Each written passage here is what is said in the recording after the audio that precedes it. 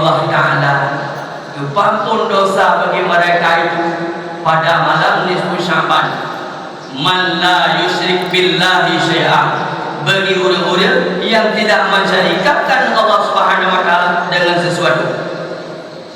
Anda jadi so yang pernah mensyarikatkan kepada Allah Subhanahu wa taala, mensyirikkan Allah, menkuatkan Allah ataupun memurtadkan dengan Allah, yang mereka itu tidak mendapat ampunan pada malam nisfu Sya'ban.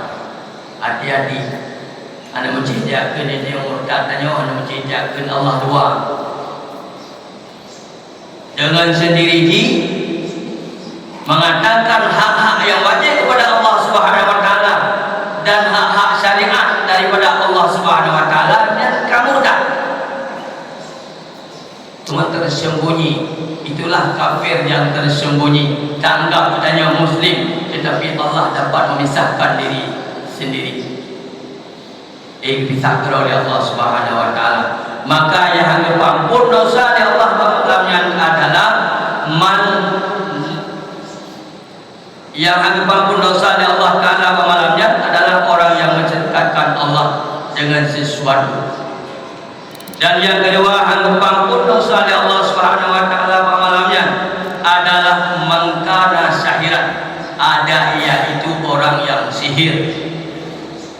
Orang sihir, orang beda-beda, orangnya hanya kesemayam, orangnya hanya ibadah, karena ketimbang ilmu hitam, karena ketimbang ilmu sihir, yang orangnya oleh Allah Subhanahu wa taala hanya pampun dosa bak malam nisfu Sya'ban. Yang pertama, hanya pampun dosa orang yang mensyarikatkan Allah. Yang kedua adalah orang yang punya ilmu sihir atau kahinan, ataupun orang dukun. Dukun yang dapat hilang kesadarannya di saat dia berumah. Dia tak membuatkan tak baca doa kaya jamau yang tak boleh dan dia bulan buka undang tegak dan debu. Itulah dia kahinan bulan yang adalah dukun. Nah itu anggap pun dosa ya Allah Ta'ala nisfu Sya'ban. Now you baca bodohnya. Now itulah dia sama dengan orang yang berkahin. Nyo hati, mabet ang mumpa ko niya baik. Memelingkai aku daripada melingkai syirik. Kau enggak melingkai daripada selamanya. Mengibaratkan cari obat yang lain, cari orang lain, cari dukun yang lain, ataupun kena dukun, cari obat lain yang merajah dengan. Baiknya Pak Ilmu kena ngalah. Orang yang kahin kena ngalah. Kayak pegah di bulan, kayak pegah di bulan. Pati tanya, poh ngongon di sampai rumah, poh ngongon dan sabah kampung, poh ngongon yang lain dipegah kayak begitu. Itulah yang benar dengan kahinan atau musyahinan, orang bermusuhan. Apa malam nisfu Sya'ban kita nyola mendam perlawanan di antara sesama muslim, na musuh, na lawan, na ngon, na kawan. Tetapi yang tidak mau berkawan pada malam nisfu Sya'ban juga Allah tidak diampuni dosanya.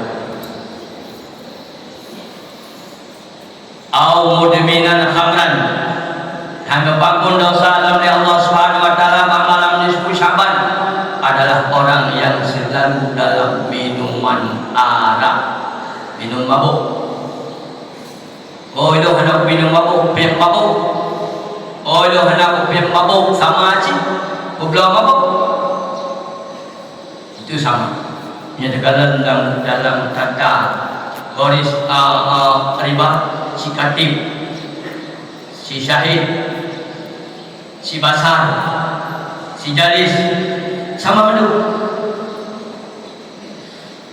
Urung kublau, urung blau, urung yang urung kublau, urung kekakusan dan sebagainya, dan mereka itu sama dengan orang yang minum minuman arak. Nyan hai pun dosa malam nisfu Sya'ban. Kemudian siran ala zina, orang yang selalu dalam berkekalan dengan zina, yaitu menyebutkannya lonti ataupun pelacur ataupun sebagainya yang kiranya mereka tidak mau taubat kepada Allah Subhanahu wa taala. Yang terakhir adalah au akala riba. Anggap pun dosa oleh Allah pamalan disebut sahabat sayangnya adalah orang yang makan riba.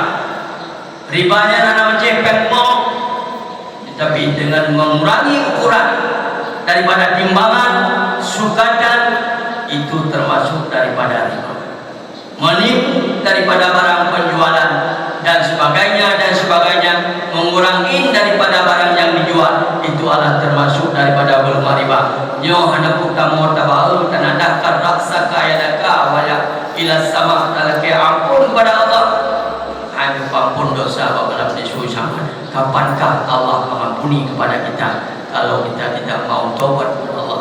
Tidak ada waktu untuk mengampuninya. Mari sama-sama yang terakhir awakil walidaini ataupun adalah orang yang durhaka kepada dua ibu bapa. Malam di Susaban, orang yang durhaka kepada dua ibu bapa juga Allah tidak mengampuni. Jangankan orang yang minum